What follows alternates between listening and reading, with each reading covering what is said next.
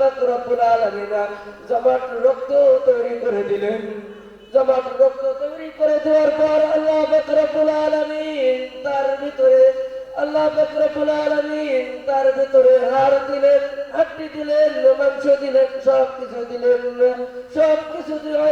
সবকিছু দেওয়ার পর আল্লাহ পাক রব্বুল আলামিন আমাদেরকে দুনিয়ার বুকে আসতে গেলে আমাদেরকে কি কি কি প্রয়োজন, সেজন্য আল্লাহ পাক রব্বুল আলামিন আমাদেরকে সবকিছু দিয়ে দিয়েছেন।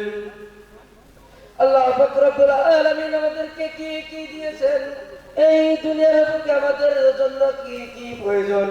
চোখ দিয়েছে আমাদেরকে দেখার জন্য, নাক দিয়েছে আমাদেরকে শ্বাস নেওয়ার জন্য, আর হাত দিয়েছে হাত ধরার জন্য।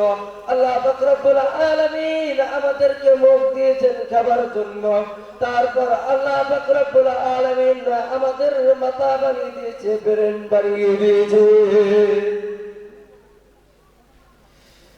আল্লাহ পাক রব্বুল আলামিন বললেন, শুধুই তৈরি করি নাই বান্দা, যুবক ভাইরা, নাবতালি ফাজআল্লাহু সামিআন বাসীরা। আমি তো মানুষদেরকে তৈরি করেছি, আমি তো মানুষদেরকে সৃষ্টি করেছি এই জন্য। আল্লাহ পাক রব্বুল আলামিন বলছে, আমি মানুষদেরকে সৃষ্টি করেছি এই জন্য। কি জন্য আল্লাহ পাক রব্বুল আলামিন আমাদেরকে সৃষ্টি করেছেন?